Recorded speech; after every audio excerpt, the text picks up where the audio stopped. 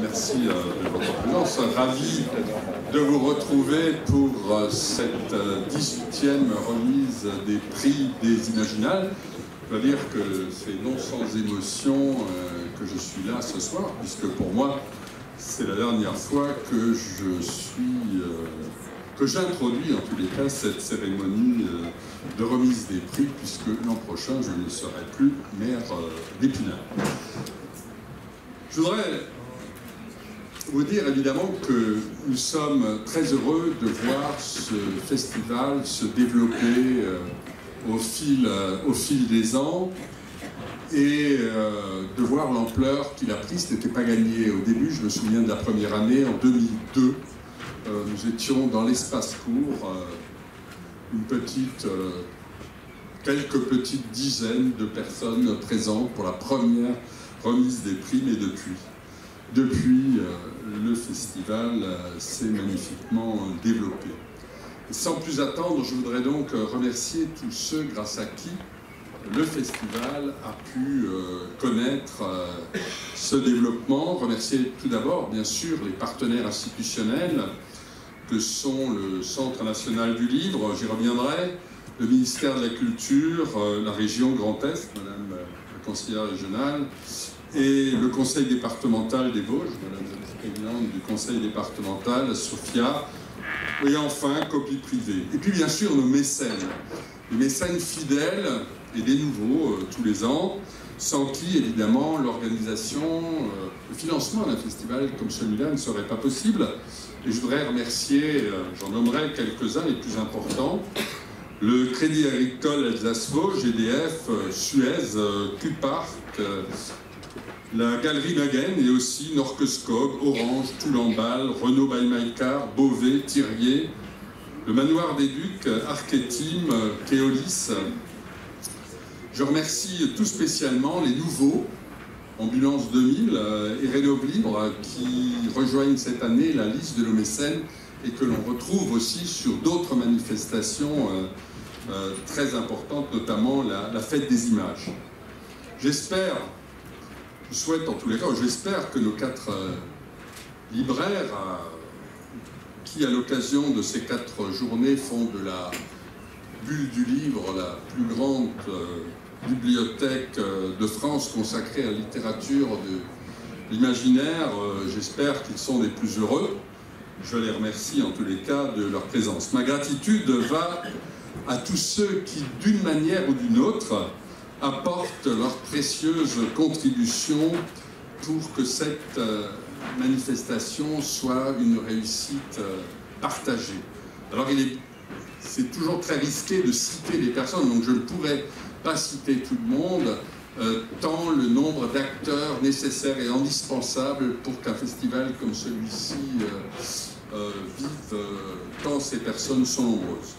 Mais je voudrais quand même souligner que cette année, le succès du 2e colloque, et je remercie ceux qui ont déjà participé au premier, le 2e colloque dont la thématique était topologie de l'imaginal, que ce 2e colloque piloté par Jacques Bertin et Claude Guyot ait très bien fonctionné, comme celui de l'an dernier qui avait permis 18 publications de très grande qualité. Merci aussi à Jacques Auréfils, à qui je passerai la parole tout à l'heure, et qui nous a rejoints et qui était à l'initiative des imaginales maçonniques et ésotériques qui se déroulent conjointement à notre festival en parfaite complémentarité et je crois, pour le plus grand bonheur de toutes les personnes qui viennent ici au festival. Mesdames, Messieurs, nous savons bien sûr que la situation que peuvent vivre certains auteurs ne sont pas des situations faciles, mais nous avons toujours souhaité être très attentifs au bon développement de tous les acteurs de la filière livre, libraires, éditeurs, auteurs, et j'en passe. Depuis 4 ans, nous nous sommes engagés, sous l'initiative et le soutien du Centre national du livre, à participer à notre niveau à la rémunération des auteurs en rencontre dans le festival. Cela n'a pas toujours été réalisé au rythme que certains souhaitaient. Néanmoins, il fallait que l'on puisse aussi adapter nos moyens. Et nous sommes fixés une feuille de route et nous l'avons tenue. Et aujourd'hui, nous pouvons dire que l'ensemble des auteurs présents qui interviennent sont donc rémunérés. Et ceci, nous l'avons voulu. Pourquoi ça a mis autant de temps? Il y avait une chose assez facile à faire, c'était de réduire le nombre d'auteurs présents, ce que nous n'avons pas voulu. Nous n'avons pas voulu non plus faire en sorte que les jeunes n'aient pas leur chance, ni leur place. Il est plus facile, dans ces cas-là, s'il faut limiter, de prendre des gens de grande notoriété. Ce n'est pas le jeu que nous avons voulu jouer, et c'était pour nous un préalable indispensable de ne laisser personne de côté. Et ce principe vaut également pour tous les lecteurs sur qui nous consacrons toute notre énergie. La gratuité de l'accès au festival est et sera, j'en suis certain, conservée. Là, messieurs, un bon livre, c'est avant tout une belle histoire. Partant de ce principe, les Imaginales réunissent chaque année, depuis 2002, des écrivains qui racontent des histoires étonnantes, étranges, merveilleuses, dans lesquelles notre appréhension de la complexité du monde est plus ou moins bousculée et plus ou moins décalée. Et s'il le faut vraiment, gageons ou rangeons les auteurs sous des étiquettes faciles, pratiques. Par exemple, la fantaisie, le roman historique, l'anticipation, le fantastique, les contes et légendes. Mais voyons-les avant tout comme des raconteurs talentueux et enchanteurs,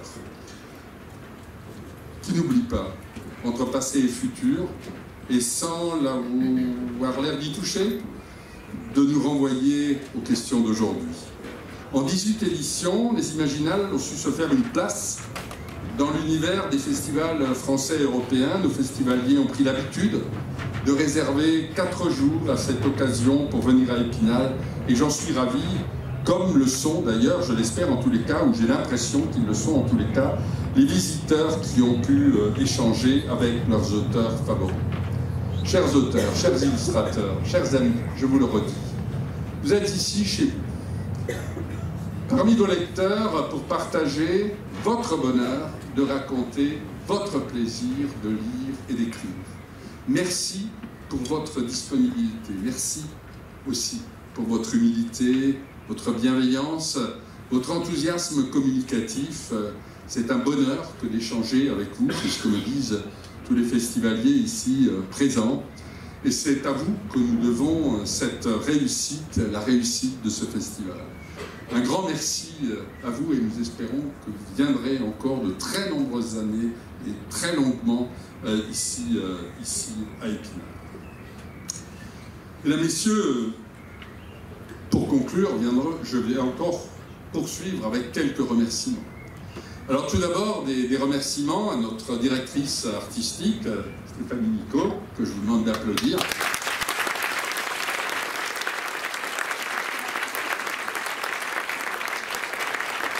Qui fait un travail remarquable avec une grande passion, mais aussi une expertise absolument extraordinaire et impressionnante, je dirais. Bravo aussi au directeur, Stéphane Vizère.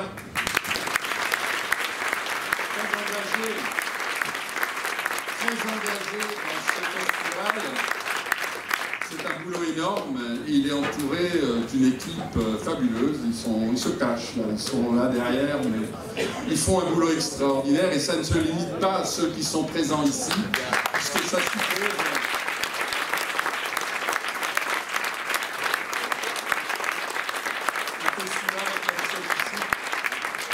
Un festival comme celui-ci suppose des engagements qui vont bien au-delà, bien sûr, vous en doutez, de la direction des affaires culturelles, puisque ça mobilise énormément les acteurs, les employés de la ville. Je voudrais souligner leur engagement, leur enthousiasme, leur disponibilité. Ils ne comptent pas leur temps, et ils le font avec passion, et pour nous, c'est une des très belles récompenses et une très grande satisfaction.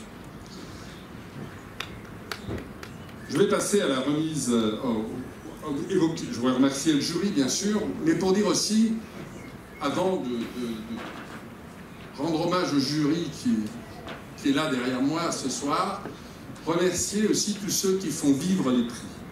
Nous avions démarré avec un prix des lycéens, puis des collégiens, ensuite des écoliers, et ensuite maintenant des bibliothécaires. Donc un grand merci à celles qui font vivre ce prix. C'est aussi un engagement, et si vous voulez, c'est très enthousiasmant quand on voit toute cette jeunesse passionnée par cette littérature qui se livre avec une générosité extraordinaire et une passion qui est particulièrement, je dois dire, émouvante. Donc avant de remettre officiellement les prix, je tiens à rendre un hommage appuyé au jury qui nous accompagne fidèlement. 2 d'entre eux, qui sont là depuis le début, nous quittent cette année. Et je tenais à les remercier chaleureusement pour leur présence ici à nos côtés. Et je vais leur remettre un petit cadeau souvenir. Alors je vais d'abord appeler Jean-Claude Van Troyen, qui est là depuis le début.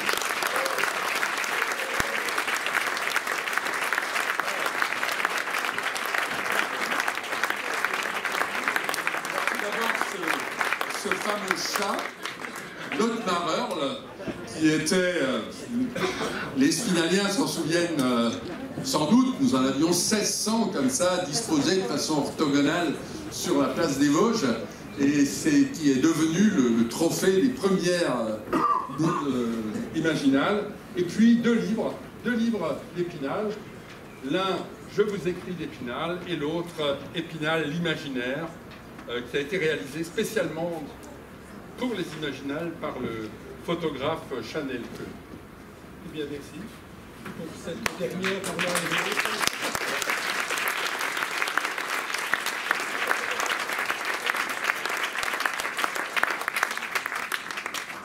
Et puis l'autre, c'est Anaïg Westnar.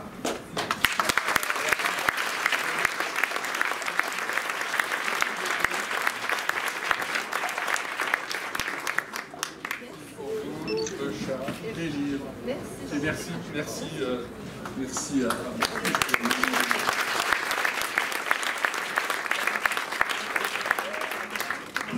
Et je vais maintenant passer la parole à Jacques Oréfils, s'il veut bien nous parler du prix qu'ont décerné les Imaginales maçonniques et ésotériques. Jacques, vous avez la parole. Monsieur le maire, mesdames, messieurs les vice-présidents du conseil départemental, monsieur et mesdames les adjoints au maire, mais monsieur le maire, c'est à vous que je vais m'adresser avant de remettre le prix. Parce qu'effectivement, comme vous l'avez signalé, c'est la dernière fois, c'est votre volonté que vous êtes maire d'Épinal et que vous présentez donc, la remise des prix aux Imaginales. Je voulais vous remercier parce que vous nous avez fait confiance en nous accordant le label Imaginal. Nous avons pu utiliser avec votre accord donc ce label Imaginal et nous avons réalisé grâce à vous les Imaginales maçonniques et ésotériques. Alors c'est une aventure assez fantastique pour nous. La franc-maçonnerie a quelque chose d'extraordinaire, c'est qu'à Épinal, Jean-Charles Pellerin, le fondateur de l'imagerie d'Épinal, était franc-maçon dans une loge qui s'appelait la Parfaite Union. Et souvent on l'oublie et on ne le cite pas. La franc-maçonnerie était celle qui a créé la société d'émulation à Épinal. Mais il s'est trouvé qu'on a eu un événement considérable dans notre vie, ça a été la période 1940-1945. Et de cette période, nous avons mis 50 ans à nous remettre, parce que pendant 50 ans, nous avons eu un recrutement maçonnique qui a été extrêmement limité, justement en raison de ce qui s'était passé pendant la guerre, avec les Juifs qui ont souffert, bien évidemment, à un point inimaginable, mais il y avait aussi les tiganes, il y avait aussi les homosexuels, il y avait aussi les handicapés, et il y avait aussi les francs-maçons. Donc les francs-maçons, pour un certain nombre de raisons, n'ont pas pu revenir dans la ville maintenant. Grâce à vous, ils ont pu reprendre pied dans l'expression de ce qu'est la franc-maçonnerie dans une ville. Alors aujourd'hui, je suis très fier, parce qu'au bout de cette année, nous avons réalisé quelque chose d'absolument extraordinaire. Nous avons participé à l'élaboration du colloque sur les topologies de l'imaginal, parce que ceux qui ont inventé, entre guillemets, le concept de l'imaginal, il s'agit d'Henri Corbin et il s'agit de Gilbert Durand, qui étaient tous les deux francs-maçons. Et bien évidemment, ils ont conceptualisé l'imaginal, le Mundus Imaginis, et c'est quelque chose d'extrêmement important pour nous. Mais aussi parallèlement, à côté du colloque, nous avons réalisé un concours de street art. Et si vous passez devant le temple maçonnique, vous allez voir le street art qui se réalise en 24 heures, donc ils vont réaliser quelque chose.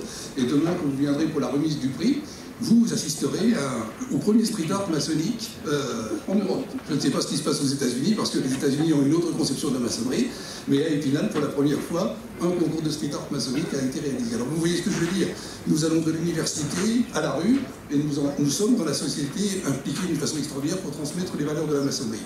Et le prix que nous allons remettre demain, c'est un prix qui va à Laurence Vanin, qui est quelqu'un d'assez extraordinaire dans la mesure où elle vulgarise des idées philosophiques fondées sur l'humanisme. C'est ce que nous défendons. C'était le thème de notre colloque aujourd'hui dans le temple maçonnique et qui se poursuivra demain avec le transhumanisme où notre ancien grand maître Christophe Abbas sera présent. Et ce prix sera donc remis à 16h30 demain à Madame Laurence Vanin, qui n'est pas là, mais que je remercie d'avance pour tout ce qu'elle fait pour concourir à la diffusion des valeurs de la franc-maçonnerie. Je vous remercie, monsieur le maire.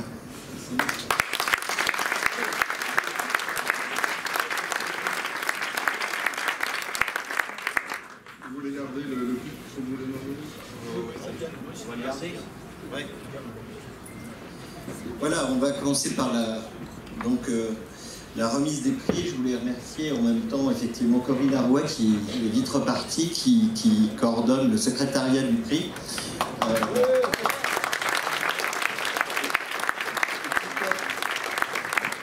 Qui coordonne le travail de toute l'équipe, le travail extraordinaire. Saluer le président du prix, Jacques Grasser, fidèle,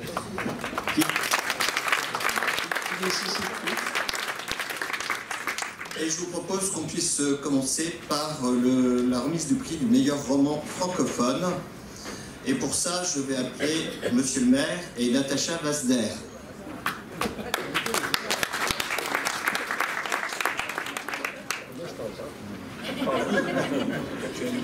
Bien, donc les nominés pour le roman francophone, ce prix des Imaginales, sont Catherine Dufour, Entend la nuit, aux éditions de La Talente, Patrick Degné, L'enfant de poussière pour Et la peste et la vigne au diable Vauvert, Patrick Morand pour La Cresserelle chez Nemos, Marche Dantel pour Dans l'ombre des miroirs aux éditions 1115, Nicolas Texier, Opération Sabine au mouton électrique et Robert Darvel, Farm d'argile et d'osier aussi au mouton électrique.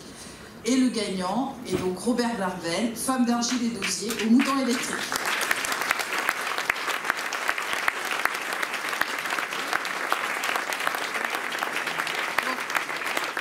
Robert Darvel étant absent, donc je crois que le prix devait être... voilà, c'est Melchior Ascari qui l'a...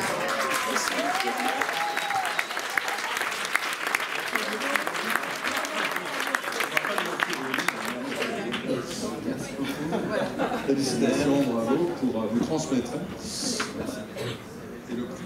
Alors, est-ce qu'on m'entend?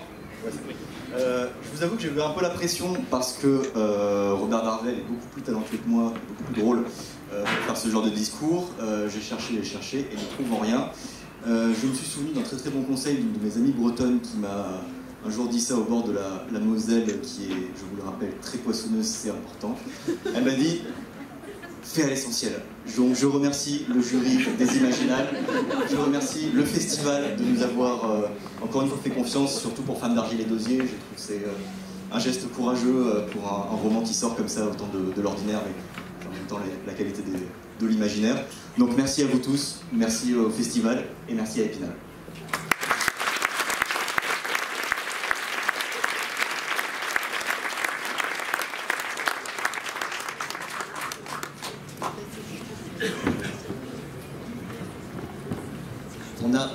On rappelle que Robert Darvel est d'ores et déjà invité pour l'édition prochaine. C'est le jeu et l'engagement qu'on a effectivement chaque année. Pour le prix du meilleur roman étranger traduit en français, je vais appeler le président du jury Jacques Grasser et Frédéric Roussel.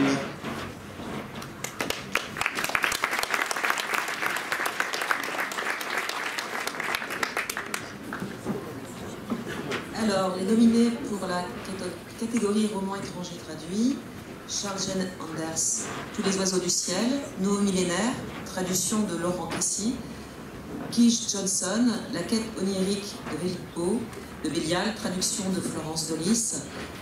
Dimitri Lipskarov, Le dernier rêve de la raison, chez Agulot, traduction de Raphaël Pache. Ed MacDonald, Blackwing, tome 1, La marque du corbeau, pardon. Brashdon, traduction de Benjamin Kunster. Et le gagnant est Dimitri Lipskarov pour Le dernier rêve de la raison, chez Agulot, traduction de Raphaël Pache.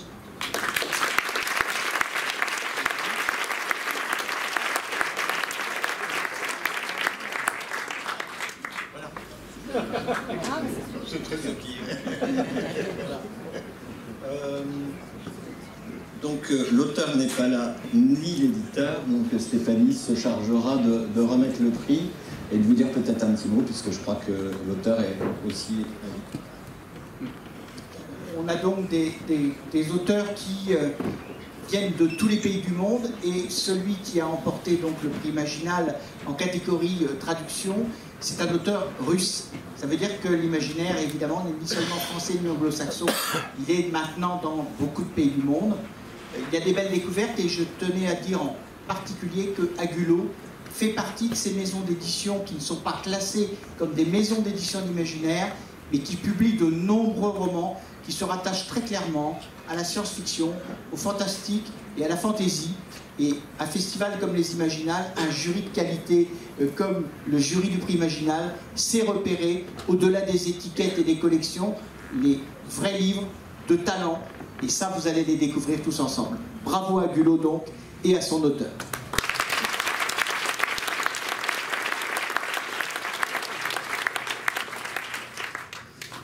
Pour la meilleure œuvre pour la jeunesse, donc j'appelle Elisabeth Delgenini et Christophe de Gerfognon.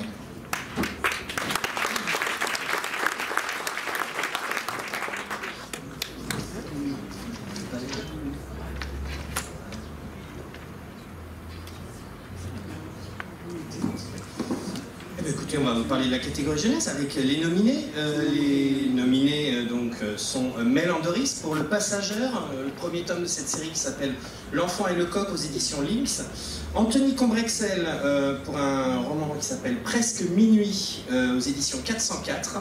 Estelle Faye et Nancy Peña, car c'est un roman illustré pour ce roman-là qui s'appelle Les Guerriers de Glace chez Nathan. Fabien Fernandez, Dust Bowl, lui aussi édité chez Lynx. Et Pascaline Nolo pour Les Orphelins du Sommeil.